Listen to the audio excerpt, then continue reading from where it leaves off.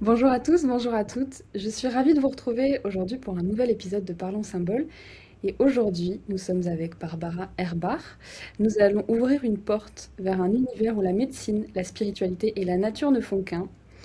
Parce que Barbara est une spécialiste de la naturopathie médiévale et des traditions d'Hildegard de Bingen, qui est une figure clé dans le monde d'ailleurs ésotérique et symbolique. On aura l'occasion d'y revenir. Une figure fascinante du XIIe siècle qui a su tisser ensemble observation du vivant, vision symbolique du corps et lecture sacrée des plantes. Ça nous intéresse beaucoup dans Parlons Symbole. Hildegard, elle va nous inviter vraiment à repenser notre rapport au monde végétal où chaque plante va devenir plus qu'une plante. Et c'est précisément ce qui va nous intéresser. Parce que vous le savez, si vous écoutez ce podcast et si vous vous intéressez à la sémiologie, les plantes ne sont jamais de simples remèdes, elles sont des langages, elles racontent des histoires, des équilibres, des imaginaires et des façons de penser le corps et le vivant. Alors avec Barbara, aujourd'hui, on va exposer et explorer cette lecture symbolique des plantes chez Hildegard. On va essayer de comprendre ensemble comment ces visions elles ont façonné une pensée de la nature à la fois poétique et thérapeutique, et voir ce que ces savoirs anciens peuvent encore nous dire aujourd'hui. Alors bienvenue, bonne écoute dans cet épisode de Parlons Symbole. Bonjour Barbara, et merci d'être au micro de Parlons Symbole aujourd'hui. Je suis ravie de te recevoir, toi et ton expertise aussi unique. Alors déjà, évidemment, est-ce que tu pourrais te présenter rapidement pour nos auditeurs qui ne te connaissent pas? Bonjour Léa, merci de ton invitation à partager mon travail sur Hildegard. Donc je m'appelle Barbara Herbach, je suis alsacienne, ce qui a son importance dans l'étude des plantes écrites en haut allemand. Eh oui. Euh, je suis naturopathe médiéviste parce qu'en fait je suis historienne médiéviste et j'ai fait une formation en naturopathie. Et donc j'ai fondé l'Institut de naturopathie médiévale qui associe ces deux spécialités. Mon travail au quotidien, donc je mène des recherches dans les manuscrits, les archives, sur les plantes, les techniques de soins au Moyen-Âge et j'essaye en fait d'entretenir cette mémoire vivante à travers des stages, des formations. Et donc évidemment, une des figures majeures de mon travail, c'est Hildegard de Bingen. Merci beaucoup. Donc évidemment, on commence à comprendre un petit peu le lien entre cette région dont tu es originaire et peut-être l'étude et l'expertise que tu as maintenant. Euh, et ce qui m'intéresse aussi, c'est de savoir comment tu l'as rencontrée, Hildegarde. Parce que tu dis l'avoir rencontrée deux fois, d'abord comme théologienne et ensuite comme naturopathe. Est-ce que pour toi, ce sont deux femmes différentes que tu as découvertes ou au fond la même? Et surtout, peut-être avant tout ça, qui est-elle pour toi? Parce qu'elle est beaucoup de choses. J'ai la sensation dans notre imaginaire, elle a été beaucoup médiatisée finalement. Donc voilà, pour toi, c'est qui cette femme? Et qu'est-ce qui a fait que tu as voulu la rencontrer à différents endroits? Alors, Hildegard de Bingen, c'est une abbesse bénédictine du XIIe siècle que j'ai eu l'occasion de rencontrer effectivement une première fois dans le cadre de mes études universitaires en histoire médiévale, pour son côté justement femme de lettres, femme qui a écrit et femme puissante de son temps, qui n'était pas une figure exceptionnelle, mais c'était quand même pas très courant au Moyen Âge. Et puis, au cours de mes études de naturopathie, je l'ai rencontré une deuxième fois, cette fois-ci, sous l'angle de ses plantes et de son approche du vivant. Hmm. Je dirais pas que c'est Hildegard qui a changé, en fait, finalement, entre mes deux rencontres. C'est moi qui ai changé, en fait. Et du coup, j'ai pu regarder cette femme sous un autre angle et voir que c'était vraiment une figure fascinante et en même temps tellement complexe qu'on a tendance à vouloir justement mettre dans des cases. En histoire médiévale, on va avoir tendance à la mettre dans la case femme qui a écrit, ou théologienne, et puis en naturopathie, femme qui parle que des plantes. En réalité, c'est une figure qui est bien plus complexe que ça, et pour ça, il faut vraiment se replonger dans le XIIe siècle pour comprendre en fait à quel point c'est une figure exceptionnelle, mais en même temps qui correspond à son temps. Hmm. Et justement, tu disais dans ton... Ah, tu m'as partagé aussi que tu étais très friande des contes médiévaux. Et il se trouve que moi, j'ai fait mon mémoire sur les contes du XIIe siècle, donc quasiment à la même période. Et donc c'est aussi pour ça que je l'ai rencontrée, moi, cette femme, enfin qu'elle gravitait plus ou moins autour un peu de l'univers dans lequel j'évoluais, je faisais mes recherches. Et j'ai trouvé tout de suite que elle avait cette sensibilité médiévale où rien ne peut vraiment être séparé. Tu vois, là, elle est à la fois oui, on pourrait dire que c'est une femme de lettres aussi. Enfin, elle est aussi mystique que botaniste. Enfin, voilà, elle mélange vraiment toutes ces disciplines et moi, c'est quelque chose qui m'a beaucoup touchée quand j'ai rencontré la littérature médiévale. Donc, on a commencé un peu à nos expertises du même endroit, hein, toi et moi, par rapport à ça. Et je trouve qu'elle incarne vraiment ça. Vraiment, on ne peut pas séparer, ça n'existe pas à l'époque, en fait, tout ça. Et c'est vrai qu'on a tendance à vouloir séparer cette partie-là mystique ou cette partie des plantes, alors qu'en fait, il faut la prendre dans sa globalité et dans la globalité de l'époque, qui était celle-là, celle dont on pouvait pas un peu faire un quadrillage comme ça et se dire non, mais ça ici, et ça ne se touche pas. Donc je comprends vraiment ce que tu dis et moi j'ai toujours une grande affinité avec elle sans jamais aller trop dans le détail et c'est pour ça que je suis ravie de t'avoir ici en interview avec moi. Surtout parce que tu as ce regard qui va pouvoir nous aider à y voir plus clair dans ce qui gravite autour d'elle en termes de symbolique, en termes d'histoire, en termes ouais, d'imaginaire, puisque toi, ton travail d'historienne médiéviste, il t'emmène physiquement dans les archives, dans les manuscrits, à les feuilleter. Euh, et est-ce que tu pourrais nous expliquer en quoi cette expertise-là et ce regard-là, il est important pour comprendre une figure comme Hildegarde, en fait?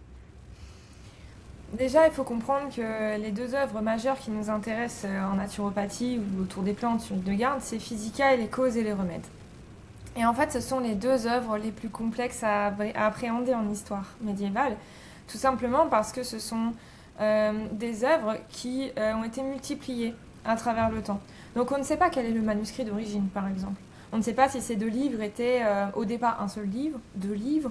Est-ce que le livre des pierres en fait partie, n'en fait pas partie? Parce qu'il existe différentes versions. Et donc c'est une œuvre qui est particulièrement difficile à appréhender de ce point de vue-là. Quelle est l'œuvre authentique d'Hildegarde de Bingen? Qu'est-ce qu'elle a vraiment voulu nous dire? Et du coup, quelles sont les autres œuvres qui sont copiées? Quels sont les autres documents qui ont été copiés?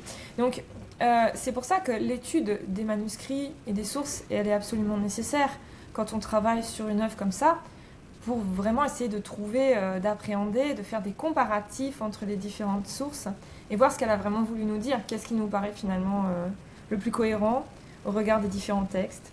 Parfois, un moine copiste peut avoir omis un passage, volontairement mis un passage, ou dit tout simplement j'ai pas compris, alors j'ai écrit j'ai pas compris. Voilà, donc c'est vraiment ça qui est intéressant dans cette étude-là, au sein même des archives. Et puis, on va avoir aussi un autre témoignage avec le document en tant que tel, qui va être l'évolution avec le temps. Déjà, qui a commandé le manuscrit ou la version imprimée, hein, parce que je travaille beaucoup sur la version imprimée Schott de 1533. Donc, qui a commandé cet ouvrage? Comment il se présente dans le livre? La version Schott, sur laquelle on travaille beaucoup en histoire médiévale de Physica, c'est une version de 1533 qui se trouve à la bibliothèque universitaire de Strasbourg. Et puis, cette version-là, elle est un petit peu différente des autres versions manuscrites. Et elle est souvent plus dense. Mais ce qui est intéressant, c'est qu'en fait, on pourrait penser que c'est une œuvre indépendante, Physica. D'ailleurs, le titre de Physica, c'est Schott qui l'a donné. En fait, le livre, il s'appelle Le livre des créatures et des subtilités divines. Le véritable titre, c'est ça. Schott l'a appelé Physica, hein, des choses de la physique, enfin des choses du monde. Mais en fait, il a intégré ce livre dans un ensemble, dans un corpus contenant d'autres ouvrages médicaux. Donc en fait, on voit bien que la personne qui a commandé cette version, cet ouvrage, ce corpus de texte, c'était sûrement à visée médicale. Donc ça nous aide aussi à trouver des pistes, c'est-à-dire que peut-être que Schott a ajusté le texte pour que ça corresponde à son commanditaire.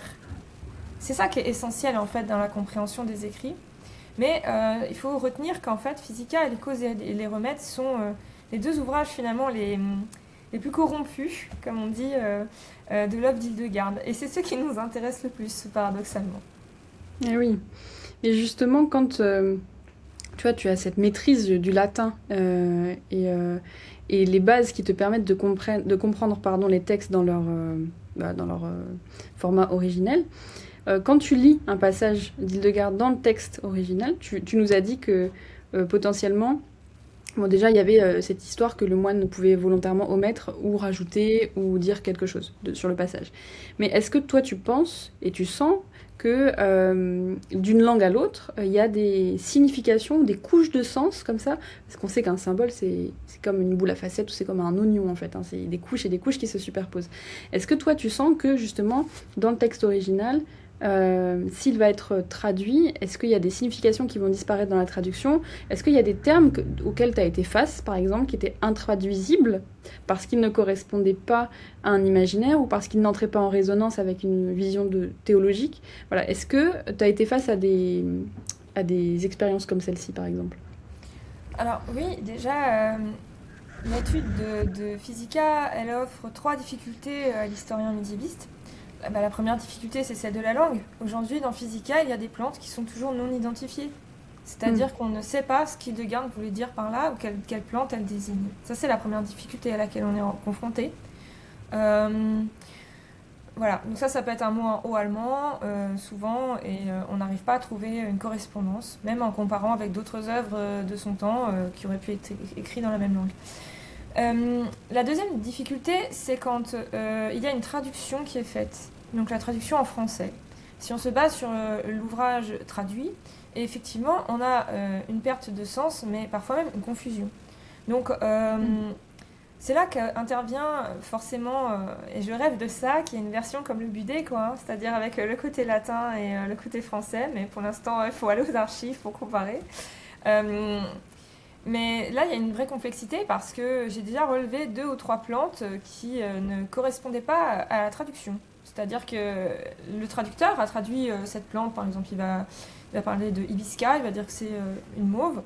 Mais pour moi, hibisca, c'est pas une mauve, quoi. Donc, comme la chélidoine, il va traduire, je sais plus le mot allemand, mais il va traduire ça par chélidoine et la description ne correspond absolument pas à la chélidoine. Même la description physique ou en comparaison avec d'autres textes, ça correspond absolument pas. Donc c'est vraiment très curieux. Donc soit la question c'est est-ce que Hildegarde s'est trompé ou est-ce que le traducteur s'est trompé? C'est devient complexe là. Voilà. Et la dernière chose, c'est effectivement qu'on va avoir des mots qui vont perdre du sens. Et on a ce célèbre mot, hein, ce néologisme qu'on attribue à Hildegard de Bingen, la viridité, la viriditas, qui perd son sens à la traduction. Donc on a essayé de garder le mot viridité pour essayer de comprendre ce que ça peut bien vouloir dire, toute sa portée, toute son efficacité. Hein. Mais c'est un mot qu'on peut comprendre que si on est bercé par le latin, quoi. Parce que c'est une association de plusieurs mots latins. Et viridité en tant que telle, du coup, perd son sens si on n'est pas latiniste, je trouve. Mais effectivement, la traduction est souvent entache des choses, enfin, laisse des choses derrière. Et donc, quand on a le texte authentique en latin, alors, il faut d'abord imaginer que Hildegard l'a dit en haut allemand à Volmar, son moine scribe, qui lui l'a transcrit en latin. Et son texte latin a été recopié, et cette copie a été traduite. Donc, en fait, au fur et à mesure, on a perdu aussi du sens de certaines choses. Donc, on a forcément qu'une œuvre tronquée, en fait. Oui, ça, on pourra jamais trop aller contre ce fil naturel des choses quand il y a de plus en plus d'intermédiaires, ça c'est sûr. Mais oui, c'est intéressant de voir à quel point potentiellement les langues peuvent venir nuancer une couche symbolique ou ce genre de choses. En tout cas, moi, c'est quelque chose que j'utilise beaucoup, l'étymologie aussi dans la sémiologie, dans mon étude et mes recherches. Et souvent, ça me donne vraiment des clés de compréhension différentes sur... là, on parle des plantes, mais moi, je fais pas mal ça avec l'étude des animaux, des noms d'animaux. Et je retrouve vraiment ça. Donc, merci pour cet éclairage. Mais d'ailleurs, si on veut un peu filer la question, tu nous parles aussi de cette langue secrète.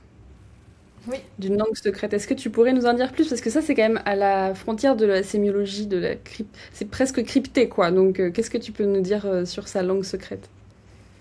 Alors, Hildegard de Bingen, en fait, elle a écrit deux manuscrits qu'on appelle les manuscrits de Wiesbaden.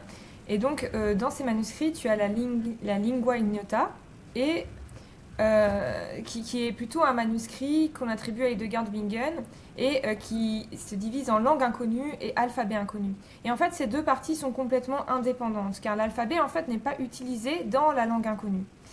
La langue inconnue, c'est plutôt d'ailleurs un lexique avec la traduction de mots en latin et en français. Donc Hildegard va structurer ce lexique en commençant d'abord par tout ce qui va être le langage de Dieu. Et puis après, elle va passer aux animaux, etc. Donc on peut se dire que ce lexique a peut-être servi de base à Physica, hein, mais sans certitude. Par contre, est-ce qu'elle a écrit ce lexique pour essayer de rejoindre une langue qui serait plus proche de Dieu? Est-ce que ce lexique lui a été inspiré par une vision? Est-ce que c'est une langue cachée parce qu'elle parlait d'un sujet, elle voulait pas forcément que tout le monde mette son nez dans ses affaires? La raison pour laquelle elle a écrit ce lexique est profondément inconnue. Je dirais que c'est plutôt un amour du langage en fait d'Hildegard qui l'animait, c'est-à-dire que elle était passionnée de musique aussi, hein. C'était très important pour elle la musique. La musique, ça lui permettait de communiquer avec Dieu. Et donc, finalement, est-ce que cet alphabet, dans le fond, c'est pas aussi un moyen de communiquer avec Dieu? On n'en aura jamais la certitude, mais c'est vrai que c'est très intéressant. Et encore, ce manuscrit est toujours à l'étude aujourd'hui, hein, pour essayer Oui, on n'a d'embrasser le rien mystère. de... Oui, c'est pas fini, en fait, on n'a pas tranché Non, sur les interprétations. C'est quand même intéressant qu'elle soit dans cette démarche-là, et du coup, on peut vraiment se dire que bah, les plantes ne sont pas que des plantes pour elle. Il doit y avoir sensiblement quelque chose derrière. Et c'est quelque chose qu'on va retrouver quand même dans sa description des plantes. Euh, Qu'est-ce que toi, tu pourrais nous dire par rapport à ça? Est-ce que tu trouves qu'il y a certaines plantes qui fonctionneraient vraiment comme autre chose que des plantes, enfin, que ce serait un peu paroxystique? Est-ce que tu sens chez elles un espèce de système de signes, hein, finalement, par rapport aux plantes? Puisque avec ce qu'on sait d'elles, ce que tu nous as déjà un petit peu expliqué aussi aujourd'hui, il y a vraiment plusieurs lectures, hein, une observation botanique, une observation plutôt morale, et après encore spirituelle et théologique. Donc qu'est-ce que toi tu peux nous apporter avec ton expérience et ton expertise dans ta réception en fait des plantes d'Hildegarde? Qu'est-ce que ces plantes-là viennent nous dire si elles sont présentées par le filtre d'Hildegarde? en fait, il faut repenser la plante sous son angle théologique. Quand Hildegard elle rédige Physica, elle rédige aussi une préface dans laquelle elle nous explique qu'à l'origine, donc Adam est mis sur terre par Dieu, hein, voilà. Il a été créé par la terre, il a été créé par l'air, etc. Tout comme les plantes. Et qu'en fait, ces plantes vont interagir avec l'homme en lui apportant une virilité, donc un souffle vital, en lui apportant une vigueur, en lui apportant des sucs, etc. Elle fait d'ailleurs tout un comparatif entre les pierres qui seraient les ongles de l'homme, etc. Donc, pour Hildegard, la plante, en fait, elle a une part entière à jouer, un rôle à part entière dans la cosmologie médiévale. L'homme va pouvoir vivre avec ses plantes, mais en même temps, il est un peu sous le joug de ces plantes. C'est-à-dire que les plantes qui sont mises sur Terre, la Terre étant issue, c'est pas le jardin d'Éden, hein, c'est le résultat en fait du péché originel. Donc il y a des plantes qu'elle nous dit bienveillantes, qui sont divines, et puis il y a des plantes qui sont malveillantes où le diable sommeille en elles. Hmm. En sachant que, tout comme l'homme, aucune plante n'est pour toujours malveillante, il suffit simplement de la transformer pour qu'elle devienne bienveillante. Hmm. Donc en fait, Hildegard, elle aborde les plantes comme ça. Et c'est vraiment ce prisme théologique qu'il faut lire son œuvre, puisqu'après, à partir de là, on comprend tout. On comprend que les remèdes qu'elle va donner sont des remèdes dans le but de transformer la plante pour la rendre bienveillante et qu'elle corresponde aux besoins de l'individu en fonction de son tempérament, en fonction de son problème du moment en fait. Hein. Mais les plantes ne sont jamais négatives, sont jamais malveillantes. Même la belladone, elle va la recommander, mais transformée. Ça sera jamais un nom définitif. Ensuite, il faut comprendre aussi que les plantes agissent sur l'homme en ayant la possibilité de favoriser ses vices. On rencontre ça par exemple avec le figuier ou les figues, hein, où elle nous dit que les figues peuvent rendre l'homme cupide, orgueilleux. Ça va donner un homme qui va chercher les honneurs, etc. s'il mange des figues. Donc on a vraiment un lien global, holistique sur l'action de la plante, sur l'homme, sur ces trois pans de l'être, corps, âme, esprit en fait, hein. Ça va jouer sur son corps physique, sur son âme, souvent au sens de la mélancolie, et puis sur son esprit, au sens ça peut lui ouvrir des vices. À l'inverse, ça peut aussi atténuer un vice, comme par exemple la rose. Elle nous dit que la rose, ça peut atténuer la colère chez l'individu. Hmm. Donc la plante, elle va avoir une action holistique. C'est pas comme notre société aujourd'hui qui va mettre la plante dans une catégorie. Ça sert à faire du parfum, ça sert à Hmm. manger, ça sert à quand j'ai mal au ventre. Euh, et puis la dimension spirituelle, bien sûr, c'est pour l'architecture ou l'iconographie, quoi. Mais la plante va vraiment avoir une action globale, puisque de toute façon, elle est mue par une viriditas, donc elle est mue par un souffle de vie et un souffle de Dieu. Et qu'est-ce que tu penses? Parce que tout ça, ça me fait penser à la théorie des signatures, que j'avais étudiée il y a longtemps, mais assez pour me souvenir et faire des liens ici. À quel point tu penses qu'elle a pu être dépositaire de ça, qu'elle a pu y avoir accès, et est-ce qu'elle en a pensé, par exemple, ou est-ce que toi, tu as vu des variantes, des variables, ou une posture particulière par rapport à ça? Non, j'ai pas vu de posture particulière d'Hildegard dans la théorie des signatures.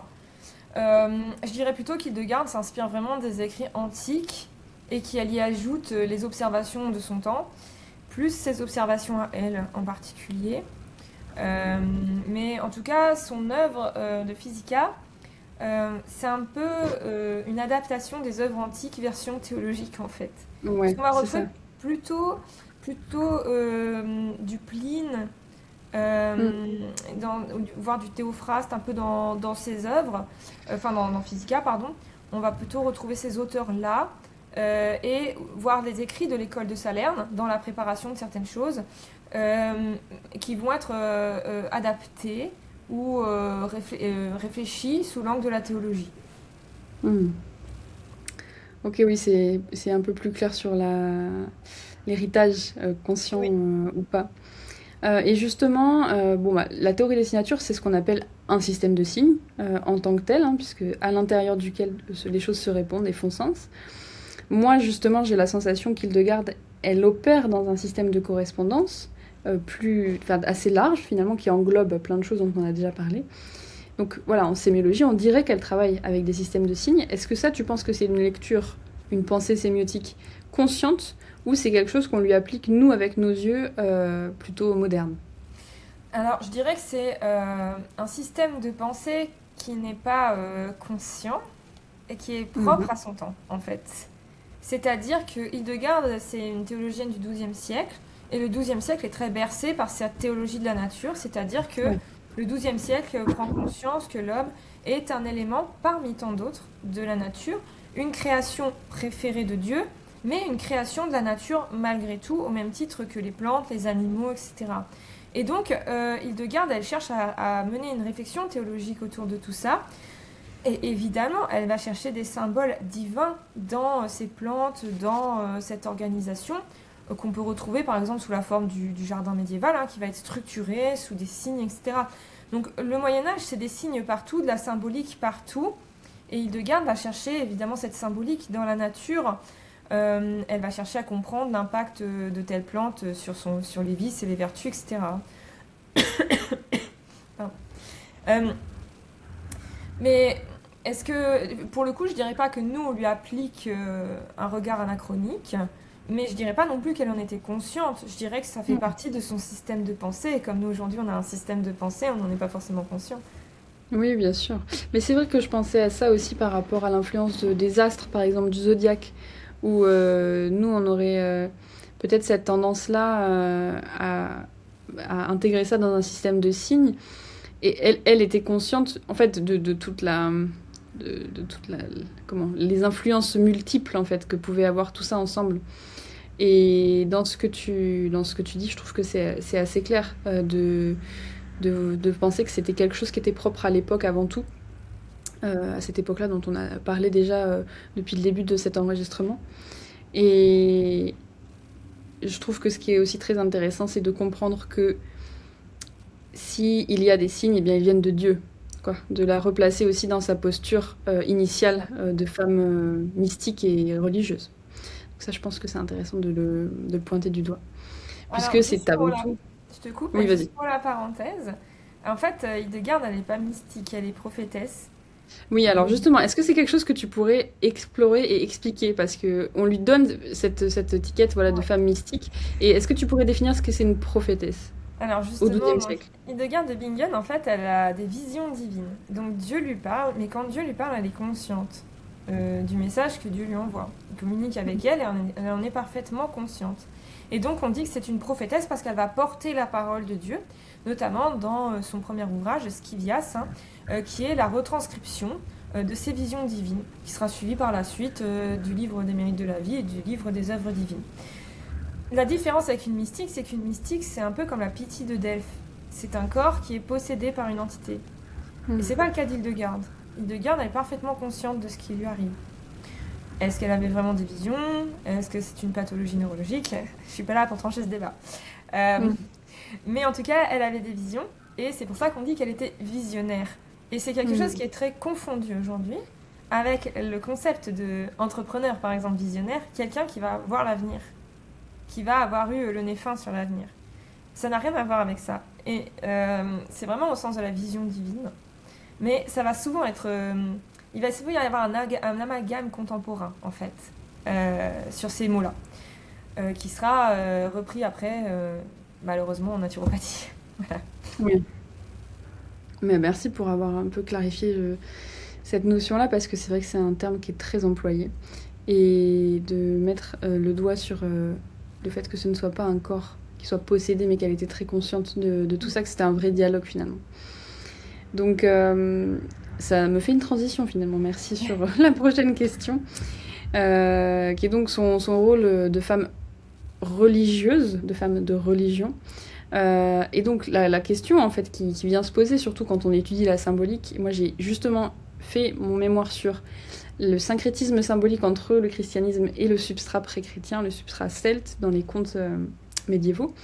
Donc c'est une question qui m'intéresse beaucoup, c'est est-ce qu'on peut lire le Physica sans le lire comme un texte théologique? Parce que forcément, elle va venir apposer un filtre théologique et moral, en tout cas moral, une morale propre à la théologie. Selon toi, où se situe la ligne à ne pas dépasser, quoi. Enfin, tu vois, où la ligne, où il faut être conscient qu'on se situe dans ce contexte-là et que ça peut influencer notre réception. Attends, je bois de l'eau.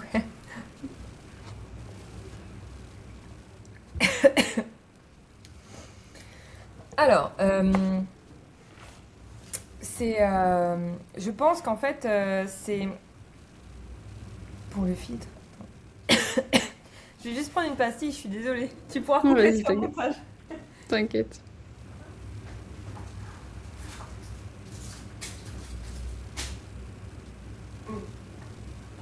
La semaine dernière, j'avais plus de voix, et du coup, Hmm. j'ai un peu de mal à la retrouver. Alors, du coup, ta question c'était. Ah oui, par rapport à la C'était nature, est-ce sans enlever le filtre théologique. ouais. Alors. Alors, je pense pas qu'on puisse retirer en fait ce filtre théologique de l'œuvre d'Hildegarde parce qu'en fait, ça serait complètement la dénaturé. Hildegarde, elle a écrit une œuvre théologique. Son but, c'est de sauver l'homme. Sauver l'homme, corps, âme, esprit. Donc, avec ses 3 premiers ouvrages, elle cherche à sauver l'homme au niveau de l'esprit et de l'âme, grâce au travail qu'elle a fait sur les vices et les vertus. C'est une vraie réflexion théologique, hein, qu'on va retrouver d'ailleurs chez Erhard de Landsberg, un tout petit peu plus tard qu'Hildegarde, vraiment, on parle de 20 ans plus tard, hein. À l'échelle du Moyen-Âge, c'est rien. Mais on va la retrouver chez Erhard de Landsberg. Mais Physica, les causes et les remèdes va plus loin, puisqu'elle cherche aussi à sauver le corps de l'homme. Et pourquoi le sauver? Parce qu'en travaillant sur son corps, l'homme peut après travailler sur son âme. Et en même temps, il peut éviter la porte ouverte au vice en évitant de manger des choses qui vont accentuer ce chemin, ce passage vers le vice. Donc on ne peut pas lire l'œuvre d'Hildegarde en omettant l'aspect théologique, c'est impossible. Tout simplement parce que, pour moi, ça revient à Ça revient pour moi en fait à regarder une cathédrale en disant que c'est un building, quoi. C'est-à-dire Hmm. que on va ôter tout ce qui va être religieux de la cathédrale et puis on va se retrouver avec un grand bâtiment puis on va se dire qu'on va en faire des logements, quoi. Enfin, c'est un peu ça. Donc en fait, on va déstructurer ce qui fait l'œuvre pour le transformer en quelque chose de pratique aujourd'hui, mais ça correspond plus au message initial. Ça correspond plus à ce que c'était au départ. Et justement, ça c'est un écueil dans lequel on va tomber beaucoup, dans une pensée qui est un peu New Age et qui fait un peu d'Hildegard une égérie quelque part. Qu'est-ce que tu penses de ça? Est-ce que tu as eu l'occasion, j'imagine, de déjà te poser un peu là-dessus sur pourquoi particulièrement elle avait été reprise comme ça et un peu montée comme une égérie de ces domaines-là, j'allais dire, de ces pensées-là. Qu'est-ce que tu penses de tout ça? Alors en fait, Hildegarde, il faut comprendre que elle est tombée un peu en désuétude pendant des siècles. Après la version Shot, voilà, on n'a plus trop entendu parler d'elle. Elle est revenue un peu sur le devant de la scène grâce à sa musique au départ. Hmm. Hein. Elle est revenue sur le devant de la scène grâce à sa musique, parce qu'Hildegarde est une figure majeure de la musique médiévale. Et puis, vers 1970, comme ça, elle a été reprise par un auteur allemand qui s'appelle Gottfried Herzka, qui a écrit un livre Voilà comment Dieu guérit. Et au départ, cet auteur avait écrit Ma nouvelle médecine naturelle, un ouvrage qui s'appuyait entre autres sur Hildegarde, hein, qui était une figure très appréciée en Allemagne, euh, mais qui n'était pas encore sainte. Et puis, son livre a fait un carton. Il a fait un carton et du coup, il en a fait un business. Voilà. Hmm. C'est aussi simple que ça. Ok. Et, et donc, lui, il a complètement extrait l'œuvre théologique d'Hildegarde et il a gardé juste les plantes qui l'intéressent, en précisant qu'il adaptait les reformulations, ou en tout cas, il adaptait la traduction aux besoins de son écriture. Ah oui, d'accord. Donc, en fait, il aurait mieux fait d'écrire un livre, Ma médecine naturelle, inspiré des écrits d'Hildegarde de Bingen. Ça aurait été plus juste. Mais il lui a donné ce titre très présomptueux à mon sens, Voilà comment Dieu guérit, hein, très modeste. Hmm. Oui. En confondant justement l'aspect vision, hein, en disant que Hildegarde, tout ce qu'elle disait sur les plantes, c'est Dieu qui lui a dit, alors qu'on sait très bien que une grande partie de son texte est inspirée de d'autres écrits, qui soient médiévaux, comme avec l'école de Salerne, ou antiques. Hmm. Donc Gottfried Herzka a repris ça, puis c'est devenu un gros business avec des labels, avec des écoles, avec une clinique aussi, il me semble, des ouvrages, etc., profusion de textes, mais qui partent toujours en fait de l'œuvre de Gottfried Herzka qui partent toujours de cette base en fait. Et Hmm. ça me désole parce qu'en fait, du coup, c'est ce que je disais tout à l'heure avec la cathédrale, on perd un pan énorme du savoir d'Hildegarde. Et puis surtout, on transforme Hildegarde en une figure qui savait tout grâce à Dieu, et ça c'est un écueil. Et ensuite, on lit l'œuvre d'Hildegarde sans prendre de recul. Et ça c'est un deuxième écueil, c'est-à-dire que on va par exemple exclure certains produits ou certains aliments parce que Hildegarde l'a déconseillé, sans se soucier de l'évolution de cette plante. Par exemple, Hmm. Hildegarde déconseille la fraise. Et la fraise, en fait, au Moyen-Âge, elle pousse dans les bois. Et Hildegarde va déconseiller dans Physica tous les fruits des bois. Et les auteurs de naturopathie qui vont suivre, voilà, un peu dans la même mouvance que Gottfried Herzka, vont écrire Hildegarde déconseille la fraise parce qu'elle savait déjà qu'elle contenait des mycotoxines. Hmm. Mais en fait, non, elle déconseille la fraise parce que c'est un fruit des bois. Donc il y a une méconnaissance. Et puis, elle déconseille pas n'importe quelle fraise. Elle déconseille la fraise des bois parce que la fraise que l'on connaît aujourd'hui, elle n'existait pas au Moyen Âge. Hmm. Donc il y a une vraie méconnaissance en fait de l'évolution botanique qui est préjudiciable pour l'œuvre d'Hildegarde dans un premier temps évidemment, mais qui est surtout préjudiciable pour la profession parce que elle mériterait d'avoir un peu plus de teneur en tout cas, je pense. Oui. Enfin, en tout cas c'est pour ça que je travaille là-dessus. Hmm. Euh, Et merci pour ce travail d'ailleurs. et puis après on va avoir la porte ouverte aux anachronismes. Oui. Aux anachronismes parce qu'on va pas comprendre certains passages. Et puis surtout la porte ouverte à des choses glissantes, dangereuses, parce que Hildegarde va employer certains mots, notamment tout ce qui va être tumeur, scrofule, etc., dans un sens précis au Moyen Âge, qui va être repris en fait par ces auteurs-là en disant Hildegard avait trouvé un traitement contre les tumeurs. Mais aujourd'hui, ça n'a plus tout à fait le même sens, hein. Aujourd'hui, ça peut donner un espoir à des gens qui sont dans une situation médicale difficile, jusqu'à laisser entendre qu'Hildegard avait trouvé une solution contre le cancer. Et ça, c'est vraiment dangereux. Et puis du coup, je le cautionne vraiment pas du tout, quoi. Voilà. Hmm. Ok, merci pour cette précision. Et justement, là, on parlait d'anachronisme et de mécompréhension. J'aimerais qu'on revienne un peu sur cette notion de viriditas, là, ce mot qui est difficile à appréhender, cette espèce de force vitale, en tout cas, ce qu'on en reçoit. Comment toi, tu traduirais justement, avec ton expertise et ton regard, ce concept-là pour les auditeurs qui ne sont pas spécialistes? Est-ce que tu penses que la viriditas, ce serait presque même de l'ordre du symbole, du signe, parce que c'est quelque chose que les mots n'arrivent pas à saisir, puisque c'est quelque chose qui est compliqué à recevoir. Donc Ouais. comment toi tu te positionnes là-dessus? Euh, on dirait aujourd'hui que la viriditas, c'est un peu la force vitale, c'est-à-dire cette force qu'on a en nous, cette force de vie. Mais je trouve que ce concept est assez incomplet. Pour moi, la viriditas, ça serait un peu un mélange entre une sève intérieure, c'est-à-dire une force, une sève qui va nous maintenir en vie, qui va nous nourrir, mais une sève qui est capable de communiquer avec les autres organismes qu'il y a autour de nous, donc ces plantes, hein. La plante va avoir elle-même cette sève qu'elle va nous transmettre, une sève plus ou moins forte, parce que on va avoir des plantes qui vont avoir une viriditas très forte, d'autres pas. Et donc, chacun est ému finalement par cette sève, mais une sève d'origine divine. Voilà. Si je devais comparer la viriditas avec peut-être d'autres langues vivantes, je dirais que la viriditas, c'est un peu comme dans certaines langues où on va avoir des déclinaisons animées ou inanimées. Je ne sais pas si tu vois masculin animé, masculin Oui, inanimé, oui. etc. En fait, ce qui va être animé, c'est ce qui va être vivant, au sens de l'anima, qui a une âme en fait. Et je dirais que la viriditas, c'est vraiment ça, c'est avoir une âme. Avoir Hmm. une âme, avoir une sève qui va animer cette âme. Vraiment, c'est... Voilà. Mais force vitale enlève un peu tout l'aspect divin, ça va plutôt être force intérieure. Voilà. Par contre, c'est pas forcément un mot qui est. Alors, le mot viriditas est propre à Hildegard, on le trouve pas dans d'autres textes.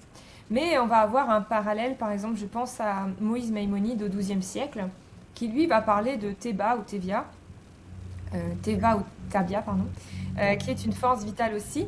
Moïse Maïmonide, c'était un médecin du monde arabe du XIIe siècle, hein, qui a écrit des traités, des aphorismes médicaux.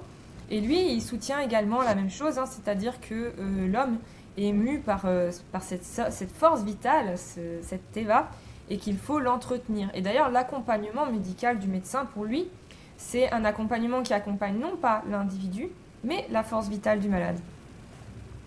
Oui, donc c'est une nuance importante quand même Ouais. dans la façon dont on va le recevoir. Et donc ça nous permet déjà de saisir avec plus d'acuité ce qu'est ce mot qui est un peu crypté. Moi, je trouve quand même qu'il y a ça aussi quand on ne sait pas le saisir. Donc, maintenant qu'on a déblayé un petit peu ce terrain-là, j'aimerais qu'on rentre dans le système de signes. Maintenant qu'on en a parlé, qu'on a un peu fait la lecture de tout ça, est-ce qu'on pourrait rentrer dans les items précis que sont les plantes, les pierres et les animaux, par exemple, voilà, surtout les plantes, puisque pour elles, et de ce que tu nous dis depuis tout à l'heure, eh bien, c'est la nature qui est une écriture de Dieu. Chaque plante, chaque animal, tout ça, c'est les signes du divin. Euh, Est-ce que tu penses que ce cadre de lecture-là, il fait qu'elle observe différemment une plante, différemment, par exemple, qu'un botaniste si on pourrait penser qu'ils existent, un botaniste laïque de la même époque, par exemple. Enfin, comment tu situerais, tu définirais, tu imaginerais un peu la botanique au XIIe siècle? Qu'est-ce que c'est en fait que cette science-là? Comment elle est envisagée? Est-ce qu'elle est toujours absolument reliée justement à un cadre moral vis-à-vis de la religion? Qu'est-ce que tu pourrais apporter par rapport à ça? En fait, Hildegard de Bingen, elle a écrit un livre qui n'est absolument pas botanique et qui a une structure bien définie. C'est-à-dire qu'elle va commencer la description d'une plante par ses qualités, chaud, froid, sec, humide. Et puis, elle va donner ensuite des caractéristiques de cette plante ou des moyens de préparer des remèdes. À l'inverse, on va avoir d'autres auteurs qui ne seront pas de l'ordre de la botanique, puisque la botanique, elle est je dirais pas éteinte à ce moment-là, mais c'est pas une science qu'on va développer au Moyen-Âge, Oui. ça sera plutôt une branche de la médecine. Et on va avoir d'autres auteurs comme Platerius, également au XIIe siècle, qui eux vont écrire par contre des ouvrages qui seront des herbiers, c'est-à-dire des livres où ils vont donc décrire une plante, mais pas la décrire avec les pétales, le pédoncule, etc. Ça va vraiment dire la même chose, cette plante, ses qualités, hein, chaud, froid, sec, humide, et puis après, ses usages, mais sans l'aspect théologique. Et là, on va plutôt rentrer finalement dans un manuel d'apothicaire. C'est-à-dire que quand on ouvre le livre des simples de Platerius, on est vraiment dans un manuel d'apothicaire. La violette, ses qualités, et qu'est-ce qu'on peut en faire. Voilà. Il n'y a pas l'aspect théologique, il n'y a pas de réflexion théologique autour de la violette. Et finalement, Hildegarde, c'est un peu le même type de livre, mais avec l'observation théologique et la réflexion théologique qui va autour. Hmm. Ouais. Merci pour ça, parce que c'est toujours pour moi une vraie question voilà. Nous, on a ce rapport-là aux plantes qui est très conditionné par notre époque moderne. Et c'est toujours quelque chose de précieux d'essayer de se remettre dans la sensibilité justement des gens de ces époques-là. Donc merci pour cet apport-là. Donc on est d'accord qu'elle a, si pas un œil botaniste, en tout cas une vraie observation des plantes, un vrai temps qui est accordé à comprendre et à savoir ce qu'elle a en face d'elle finalement, hein. Donc, comment tu penses que justement ce travail d'observation va s'articuler avec les visions qu'elle reçoit? Tu nous as déjà dit qu'elle recevait ces visions en étant complètement consciente. Est-ce que toi, tu penses qu'il peut y avoir une espèce d'articulation entre ces deux postures-là, donc posture un peu de réception, hein, où elle va recevoir un dialogue, ou une parole, ou une vision, et une autre posture où elle serait plutôt dans une action d'observatrice? Alors, en fait, avant de répondre à ta question, je pense qu'il est important de rappeler quelque chose. Hildegard de Bingen, c'est une théologienne, mais pas n'importe quelle théologienne. En fait, Hildegard de Bingen, c'est une théologienne qui est issue d'une famille très aisée, donc issue de la haute noblesse. Et donc, elle a des moyens financiers, elle a des possibilités d'avoir des connaissances, de faire des lectures, etc. Et je dis ça parce que souvent, en même temps qu'on parle de ses visions au sens où elle voit l'avenir, on va souvent parler d'Hildegard de Bingen dans le vocabulaire qu'elle utilise en parlant d'elle. Dans ses écrits, elle va dire « je suis qu'une toute petite femme, je suis inculte, je ne sais pas lire, etc. » Et on sait très bien que c'est pas vrai, que c'est un topos de langage qu'elle utilise à l'époque parce que ça se faisait, voilà. Donc déjà, il faut juste rappeler ça. Quand elle parle d'elle, elle utilise un vocable, elle utilise des topos qui sont propres à son temps en fait. Mais il ne faut pas les interpréter aujourd'hui comme en lisant le texte tel quel. Je dis ça aussi parce que je pense, à mon sens, que ces visions divines, elle les a pas eues autour des plantes. C'est mon avis personnel. Je pense que c'est vraiment lié à ses observations et à ses lectures. Elle avait accès finalement à beaucoup de bibliothèques. Quand les puissants venaient lui rendre visite, souvent ils venaient avec une bibliothèque, elle avait accès aux ouvrages. Donc elle a vraiment acquis finalement une culture très importante. Et d'ailleurs, Hildegarde sera magistrat de ces deux couvents qu'elle va fonder. Hein, ce qui est extrêmement rare pour une moniale médiévale d'avoir autorité seule sur deux couvents. Avec la protection de l'empereur. Mais je pense que c'est plutôt lié à ses observations et à ses connaissances. Je dirais pas que ses visions ont eu un impact. Ces visions, on les voit vraiment de manière caractérisée et imagée, d'ailleurs, dans ses ouvrages de théologie, les 3 premiers, où là, on aura des enluminures en même temps, alors que dans Physica, les causes et les remèdes, il n'y a pas d'enluminure. Ça aussi, c'est ce qui va distinguer l'œuvre d'Hildegarde d'autres ouvrages de phytologie dont j'ai parlé tout à l'heure avec Mm. Platearius. Eux, ils mettent des planches de plantes, mais chez Hildegarde, en Physica, les causes et les remèdes, il n'y a pas de dessin, il n'y a pas de planche, il n'y a rien, contrairement à Mm. ces autres œuvres. Et justement, ça m'emmène un petit peu à pousser cet aspect de rôle qu'elle a eu dans sa vie terrestre de gestionnaire, quelque part, de communauté religieuse. Et donc son rôle un petit peu voilà, dans ce domaine-là, puisqu'elle a été proclamée docteur de l'Église. Est-ce que pour toi, ce titre de docteur, il va changer la façon dont on peut lire ses écrits, justement, sur notamment les plantes et la santé, mais je dirais plutôt dans la façon dont ça va poser une autorité théologique qui va donner un autre poids à ces observations que si elle n'avait pas eu ce statut-là, que si elle n'avait pas été justement, comme tu dis, gestionnaire de deux endroits, enfin de deux communautés religieuses. Pour toi, est-ce que ça change quelque chose dans la réception qu'on va avoir de ces écrits? Oui, ça change quelque chose. D'abord parce que aujourd'hui, on connaît plus Hildegard de Bingen pour sa musique et ses écrits que finalement ses réflexions théologiques. Donc tout à l'heure, Bien quand je sûr. t'ai dit que je pensais que les visions n'avaient pas d'impact sur sa vision des plantes, sur sa manière de concevoir ou d'avoir des informations sur les plantes, ça n'a pas d'impact, mais ça a un impact sur sa manière de réfléchir les plantes dans le monde, tu vois. Oui. Donc en fait, on nommait souvent cette partie théologique. La canonisation d'Hildegard, elle a été longue, très très longue. Plus longue que celle par exemple d'Albert le Grand, hein, qui a vécu après Hildegard et qui a été canonisée bien avant elle. Tout simplement parce qu'en fait, Hildegard, au Moyen-Âge, elle était connue pour ses miracles. Mm. Hildegard, c'est une thaumaturge en fait avant tout. Elle a accompli des miracles. Et elle avait ce rôle de théologienne très important puisqu'elle a pu aller donner des prêches, ce qui était rare pour une moniale recluse quand même. Donc Mm. elle a donné des prêches en fait dans des églises ou des cathédrales, à Cologne notamment. Euh, donc en fait, la canonisation rappelle ça pour moi. Et le fait qu'elle soit nommée docteur de l'Église. Elle est docteur de l'Église pour ses travaux en théologie. Et ces plantes font partie de son travail en théologie. Donc c'était, je pense, essentiel que l'Église réaffirme ça, termine enfin ce procès en canonisation. Le procès en canonisation, il a été très long pour plein de raisons. D'abord des raisons politiques. Puis après, le fait qu'on avait du mal à retrouver des témoignages de miracles. C'est sûr que 500 ans après, ça devient compliqué de trouver des témoignages de miracles, quoi. Donc le procès, il a été très très long pour plein de raisons techniques, finalement. Mais c'est important qu'il rappelle que l'œuvre d'Hildegard, c'est avant tout une œuvre théologique et ses miracles.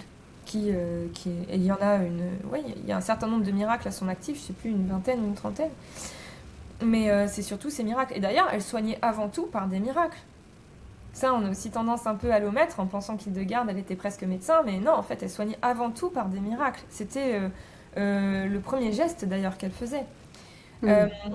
Ça n'enlève pas que les conseils qu'elle a pu donner dans ses ouvrages ont une réelle pertinence aujourd'hui en naturopathie, mais à condition de ne pas les dévoyer et pas de les transformer en quelque chose, un modèle très contemporain New Age qui finalement est complètement dénaturé. Tu vois, on reste plutôt sur un modèle qui va prendre en considération l'aspect théologique pour avoir une réflexion justement derrière en naturopathie sur ce qu'on en fait, ce qu'on n'en fait pas, à quoi ça pourrait nous servir, etc. Mm. Et ce cadre moral, justement, il va pouvoir aussi venir peut-être entrer en communication, en tout cas, ça va pouvoir nous donner des exemples quand on va réfléchir aux plantes qui sont potentiellement plutôt morales ou plutôt le contraire. Moi, c'est quelque chose que je vois beaucoup dans l'étude des animaux, notamment. Par exemple, le renard associé au christianisme, à un regard théologique, comme il mange les poules et que c'est un nuisible, eh ben, c'est tout de suite quelque chose qu'on va mettre dans le bestiaire du diable, alors que dans d'autres civilisations, on voit autre chose dans le renard. On voit un psychopompe, on voit un gardien, parce que c'est un animal qui ne prend jamais deux fois la même route, qui connaît extrêmement bien la forêt, donc plutôt il est plutôt un guide et plutôt quelque chose de positif. Donc est-ce que tu penses que justement, quand elle associe des plantes à des vertus morales ou à des vices, tu penses que c'est une tradition dont elle va hériter ou quelque chose qu'elle construit à partir de ses visions, de sa vision du monde? Qu'est-ce que toi, tu pourrais déterminer comme pareil, comme un peu barrière, comme point de vigilance entre, ok, ça c'est peut-être un héritage, ça c'est peut-être plutôt sa vision des choses, euh, et qui va impliquer que nous, on reçoit quelque chose d'assez moral in fine. En fait, ce travail-là, il se fait par comparaison à d'autres sources, tu vois. C'est-à-dire que, euh, par exemple, Hildegarde déconseille la figue, hein, je te l'ai dit, pour des vertus qui ouvrent la porte au vice, hein, la cupidité, etc. Et si on compare avec d'autres herbiers plus tardifs, d'autres Kreuterbourg du XVIe siècle imprimés, on se rend compte que il y a les mêmes qualifications qui sont apposées. C'est-à-dire que la figue est déconseillée, là où dans le Moyen-Âge arabe, la figue sera conseillée, justement. Ouais. Mm. Donc, dans le pays rhénan, on va se retrouver avec une figue qui va être déconseillée, porte ouverte au vice, ou alors à des troubles de la digestion. Et dans les représentations, dans les Kreuterbourg du XVIe siècle, on a des planches, et on voit souvent un bonhomme sous le figuier qui a la diarrhée qui vomit. Voilà. Mm. C'est la représentation très glamour du figuier, Mm. mais on va voir que ça perdure. Donc, on peut se demander si finalement c'était pas quelque chose qui était ancré dans les mœurs en fait de l'époque. Se dire que le Mm. figuier, la figue, c'est pas un fruit bon à consommer. Euh, ou est-ce que c'était finalement peut-être aussi des questions de transport? Tu vois, ça ouvre la porte à plein de choses. Le fait aussi de comparer avec le Moyen Âge arabe, où c'était un fruit conseillé, ben, ça ouvre la porte à plein de choses. Peut-être que ce fruit, ben, il avait des questions de transport. Peut-être que c'est biblique, que dans le Moyen Âge occidental, ben, du coup, la figue, elle a une mauvaise réputation. Donc ça va ouvrir la porte à plein de réflexions. Mais en tout cas, avant d'aboutir finalement à est-ce que c'est pertinent aujourd'hui de manger des figues ou pas, tu vois. Mm. À ces Et réflexions, on va encore associer. Est-ce que la figue a évolué entre-temps? Est-ce que c'est le oui. même fruit? Je te parle de ça parce que souvent en naturopathie, qui s'inspire des écrits d'Hildegard de Bingen, on va parler du fenouil, qui est une plante phare dans les écrits d'Hildegard, hein. Elle lui consacre un certain nombre de pages au fenouil. Sauf que beaucoup de personnes vont parler du fenouil, le légume, mais qui n'existe pas au Moyen Âge en fait. Donc on va se retrouver là, tu vois, avec un anachronisme, une incompréhension entre ce que Hildegard dit, les vertus qu'elle attribue à cette plante, à cet instant, à son époque, hein, Mhm. et puis le fenouil aujourd'hui. Donc ça c'est vraiment un travail de réflexion qui va au-delà de la simple lecture, tu vois, d'Hildegard. Et quand on parle justement de ces plantes qui peuvent être bah, soit des représentations du vice ou au contraire de vertu, moi ça me fait forcément penser aussi au jardin d'Éden, forcément l'imaginaire avec des plantes de base, bah, le jardin d'Éden, et forcément c'est quelque chose dont elle doit avoir clairement conscience. Est-ce que tu penses que dans ces textes il y a une certaine nostalgie de ce jardin originel? Est-ce que la plante, comme tu dis que son but c'est de sauver l'homme, est-ce que tu penses que cette plante, c'est une façon de réparer quelque chose de la chute originelle? Comment tu te positionnerais par rapport à ça? Je pense que pour Hildegard, la terre contient donc des plantes bienveillantes et malveillantes, mais la terre est un reflet du jardin d'Éden. C'est-à-dire que si l'homme travaille correctement sur ses vertus, grâce aux plantes par exemple, euh, eh bien, il pourra toucher presque du doigt le jardin d'Éden, tu vois. Hmm. C'est-à-dire que euh, en évitant les plantes qui sont malfaisantes, en se servant des plantes pour améliorer sa condition et travailler sur le salut de son âme, eh bien finalement, si tout le monde était vertueux, on atteindrait ce jardin d'Éden sur Terre. On le Hmm, bah oui. retrouverait. Elle est plus dans cet esprit-là, et c'est ça le but de son œuvre, hein. C'est une œuvre sotériologique, c'est-à-dire sauver le corps, sauver l'âme, sauver l'esprit de l'homme, mais en fait sauver le monde. Hmm. Oui, c'est vrai, bien sûr. Et si on essaye d'aller bah, justement un peu dans le détail de plantes que tu as croisées, là peut-être on va rentrer un peu plus dans le vif du sujet. Euh, Est-ce que tu aurais par exemple un rapport à certaines plantes qui, en étudiant Hildegarde et son rapport à elle, aux plantes, t'ont appris quelque chose sur un sens ou une signification particulière. Est-ce que certaines plantes médiévales, par exemple, sont déjà héritières d'une symbolique antique, par exemple. Mais toi, voilà, est-ce que tu as rencontré des plantes dont le nom médiéval t'a appris quelque chose sur son usage ou sa signification? Bah, le nom parfois donne un indice. Par exemple, le fenouil, ça va être feniculum, qui veut dire aussi foin. Euh, Parce que la plante ressemble à du foin. Et d'ailleurs, Hildegarde propose un usage pour les animaux, pour soigner les animaux. Mais j'ai surtout appris des usages qui ont peut-être disparu un peu aujourd'hui, tu vois. C'est-à-dire qu'aujourd'hui, on va dire d'une plante qu'elle est alimentaire, condimentaire, qu'elle va être de l'ordre de la médecine, de la pharmacie pour certaines, ou en plante en tisane, mais souvent elles vont avoir qu'un usage bien défini, tu vois. Le thym, à la limite, il a un usage mixte. On va s'en servir comme condiment, mais comme tisane. Mais le fenouil, dont je t'ai parlé tout à l'heure, bah, on va se dire elle est connue parce que c'est la plante de la digestion, hein, quand on a trop mangé.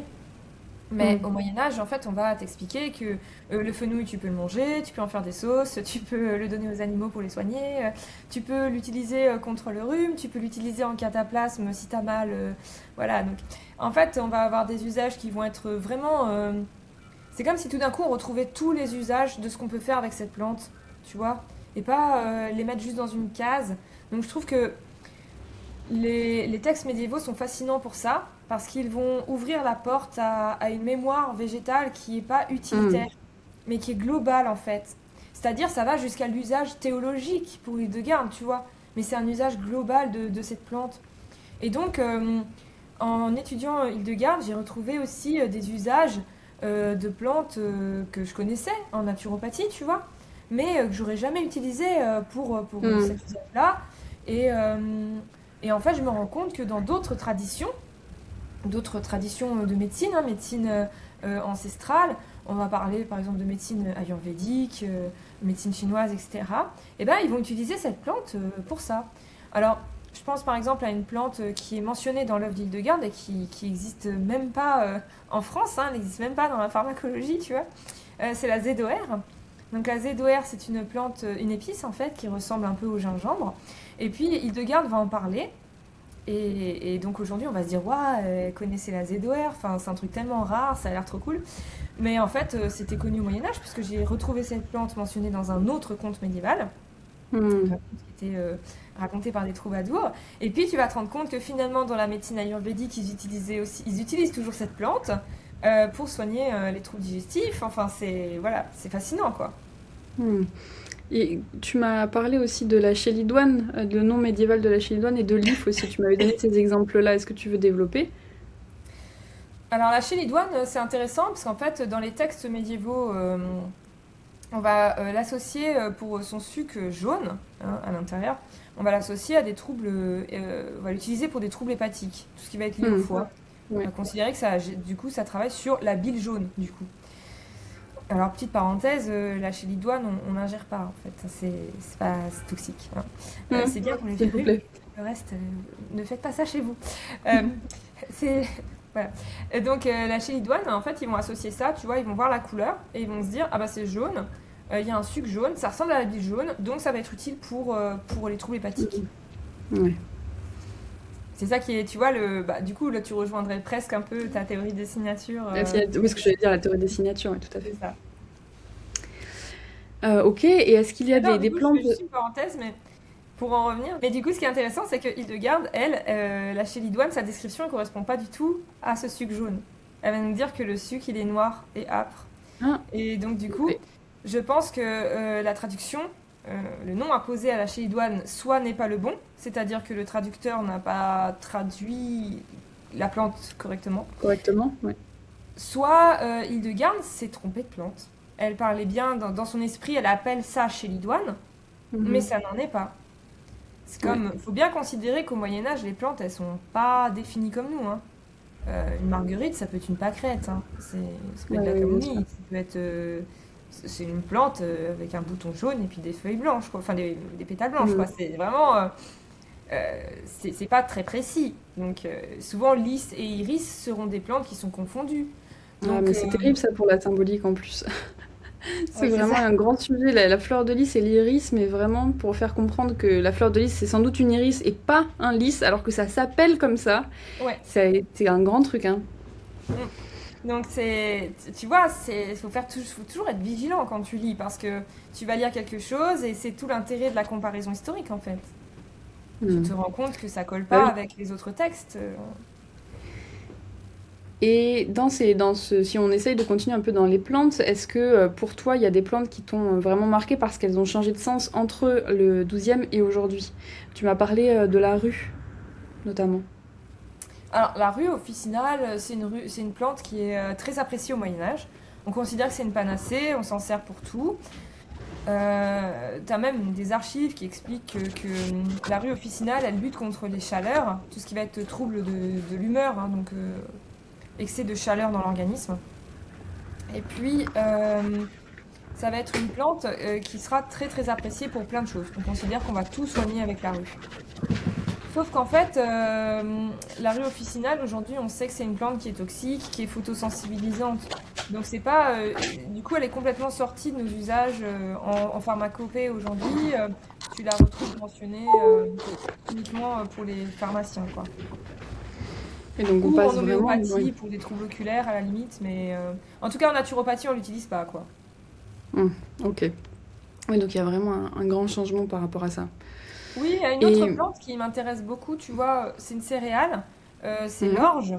Donc ouais. l'orge, c'est une plante qu'on va retrouver mentionnée dans l'œuvre d'Hildegarde qu'elle va considérer comme froide. Et effectivement, au Moyen Âge, on considérera que c'est une céréale froide, donc à donner plutôt à des gens qui ont des excès de chaleur dans l'organisme.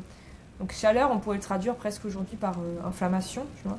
Mhm. Euh, c'est une plante qui était utilisée, par exemple, qui a été utilisée au XVIe siècle comme remède un peu dans la danse de Saint-Guy. Euh, Hmm. Cette fameuse danse où les gens étaient pris d'une danse frénétique et finissaient par en mourir. Donc c'est une plante qui a été utilisée à ce moment-là. Alors une plante au Moyen Âge, hein, parenthèse, on arrive à la fin du podcast, mais je le précise quand même. Une plante au Moyen Âge, c'est un végétal, donc ça peut être une céréale, un fruit, un légume, une épice, Ouais. voilà.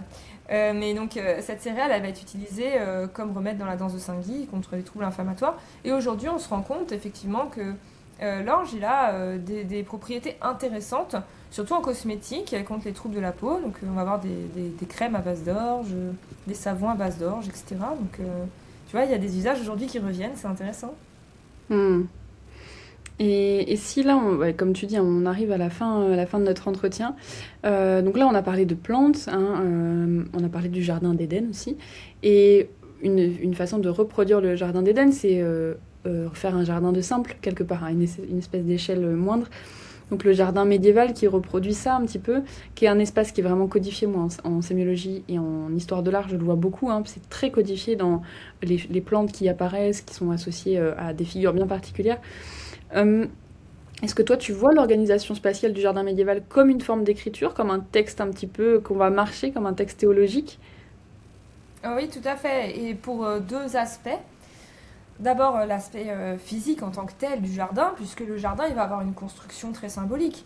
On va avoir des croix dans le carré, le carré potager.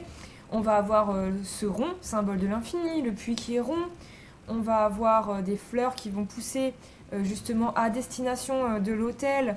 On va avoir donc des formes, des symboles, etc. dans le jardin. Et puis le jardin, il doit aussi sa fonction. Sa première fonction, évidemment, c'est nourrir. La deuxième, c'est soigner. Et la troisième, c'est inviter à la méditation. Inviter à la reconnexion à la nature, donc Mm. à la reconnexion avec le divin. Donc ce jardin, il a vraiment une mission théologique aussi, surtout dans les abbayes. Bien sûr. Euh, et le deuxième lien que je vois avec la théologie, Hildegarde de Bingen va nous parler dans l'un de ses écrits théologiques, dans je ne sais plus lequel, elle va nous parler du jardin. Elle va nous dire que le jardin, finalement, la vie, c'est comme un jardin. C'est-à-dire que il faut entretenir, ça prend du temps, mais il faut entretenir ses vertus pour obtenir des fruits. Il faut éliminer les nuisibles de sa vie pour éviter qu'ils ne viennent détruire nos vertus. Et elle va Mm. vraiment faire un parallèle en fait entre le jardin, la manière dont on entretient son jardin, le fait que ça prenne du temps, le fait qu'il faut asseoir donc une construction solide qui s'appuie sur la Bible pour avoir un jardin qui va produire quelque chose. Mm. Donc elle va vraiment s'appuyer sur, faire une métaphore filée en fait du jardin sur le sens théologique, sur la vie, en disant que ben, à partir de ce moment-là, une fois qu'on est vertueux dans sa vie et en fait on est presque dans le jardin d'Éden. Mm. Ok. Mais c'est un peu exactement ce que je voulais entendre, donc merci beaucoup. Donc là, j'aimerais qu'on clôture un peu notre entretien en parlant de toi et de ce que tu proposes. Puisque ma question était, y a-t-il une bonne façon de réactiver un savoir médiéval du XIIe siècle sans le trahir, justement sans tomber dans tous les écueils qu'on voit? Et donc, j'aimerais que, à l'occasion de cette question, tu nous parles un peu de ce que tu proposes et comment tu fais, toi, pour avoir cette posture qui est la posture la plus proche hein, d'une certaine vérité. Donc, et par voilà, cette occasion-là, présente-nous un peu ce que tu proposes et dans quoi tu évolues comme discipline et comme offre. Alors moi du coup je propose des contenus, des stages, des webinaires, etc. qui sont euh, de l'histoire médiévale appliquée à la naturopathie aujourd'hui. L'idée, c'est d'avoir évidemment des choses qui sont utiles dans le cadre de la naturopathie. Donc la naturopathie, c'est une philosophie, un art de vivre en harmonie avec la nature et avec soi-même. Et pour moi, la naturopathie est vraiment l'héritière de la diététique médiévale. Donc la diététique médiévale, c'est le premier soin, en tout cas une technique de prévention au Moyen Âge, le premier soin apporté au Moyen Âge, c'est-à-dire un peu la bobologie, quoi. Et puis le soin de base au Moyen Âge, c'est-à-dire quand on a une problématique de santé plus longue, eh bien la diététique médiévale sera la base, et puis par-dessus, on va adjoindre les remèdes. Donc ma philosophie de la naturopathie, elle est vraiment basée sur cet héritage de la diététique médiévale, c'est-à-dire tout ce qui va être de l'ordre de l'alimentation, du travail sur le sommeil, de l'activité physique, la gestion des émotions, l'équilibre des humeurs, et puis ce qu'ils appellent tout ce qui est passion de l'âme, tu vois. Mm. Donc mon travail, il est là-dessus, et l'idée, c'est de proposer des outils pertinents grâce à cette réflexion historique, en s'appuyant finalement sur une époque où on avait cette réflexion à la nature, on était obligé presque d'avoir cette réflexion à la nature. Et donc je travaille sur l'œuvre d'Hildegard de Bingen parce que elle a une réflexion corps, âme, esprit avec un apport, une réflexion théologique qui m'intéresse. Et je la mets en perspective avec d'autres écrits médiévaux pour voir si ces recommandations sur les plantes avaient un écho par rapport à ses confrères ou consoeurs, voilà, apothicaires, médecins, etc. Et à partir de là, je fais des contenus qui sont des contenus qui ont une visée pratique en naturopathie. Mm. Et que tu Cette peux comparaison me proposer. permet d'éliminer ce qui est Oui. superflu, ça me Mm. permet d'éliminer aussi ce qui marche pas. Comme on disait, bah, la rue, c'est très prisé au Moyen-Âge, aujourd'hui, ça ne l'est pas. Donc c'est un travail qui est très minutieux et qui demande beaucoup d'études et de temps pour pouvoir parvenir à un résultat.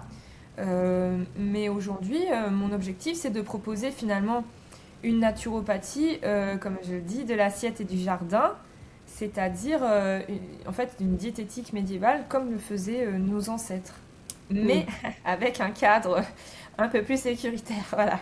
C'est clair. Ok. Oui, c'est vrai que c'est plus clair comme énoncé comme ça. Et moi, je suis très sensible à cette démarche de reconnecter un peu avec nos ancêtres. Donc, bah, je suis évidemment à fond avec toi dans ces projets-là.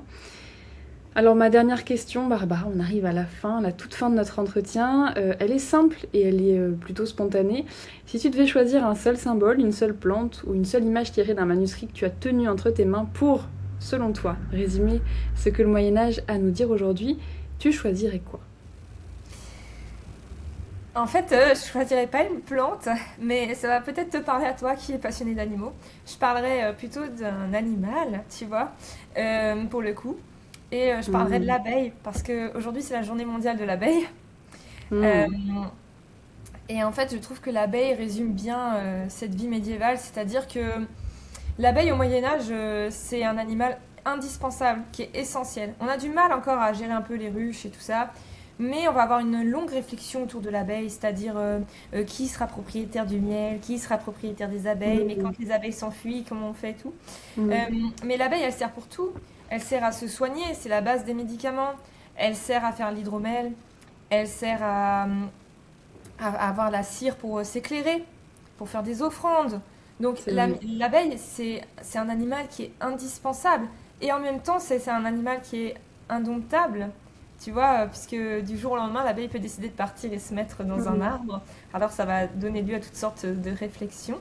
Là où aujourd'hui, dans notre société, on cherche absolument à posséder, tu vois, c'est à toujours, ouais. moi. Euh, mais je trouve que cet animal, il est fascinant parce que on en fait aussi des remèdes. Donc Hildegard nous dit, par exemple, qu'il faut utiliser des abeilles mortes en cataplasme. Et d'ailleurs, on va retrouver dans certaines traditions ancestrales cet usage-là d'abeilles mortes en cataplasme pour soigner Mm, des douleurs articulaires. Euh, mais donc, tu vois, je trouve que cet animal, c'est vraiment... aujourd'hui, on considère juste que c'est un pollinisateur, tu vois. Puis si tu veux du miel, tu vas au supermarché. Mais au Moyen Âge, c'est un animal qui est vraiment indispensable, chargé de d'accord. sens, chargé, qui va t'apporter tellement de choses, qui est tellement indispensable. Et aujourd'hui, cet animal qui est toujours aussi indispensable, c'est comme si on se distanciait de lui. Oui, bon, bah, il disparaît. Voilà, je sais pas. Ouais. Je trouve ça, mon objectif, c'est ça, voilà. Faire revenir un peu tous ces savoirs anciens sur le devant de la scène et montrer à quel point c'est important, tu vois. Bah oui, je ne pourrais pas être plus sensible à ça. Ouais. Merci Barbara pour ton temps et pour tes recherches. Merci à toutes et à tous de nous avoir suivis dans ce long périple à travers les plantes et à la rencontre d'Hildegarde. Restez connectés pour avoir les dernières nouveautés de Parlons Symbole. Et Barbara, on peut te retrouver où? Et dis-nous où est-ce qu'on pourrait te retrouver? Ben, sur mon site internet, naturopathiemédiévale.com. Voilà, et ben allez faire un tour si vous êtes curieux, si vous voulez profiter de l'expertise de Barbara. En attendant, prenez soin de vous.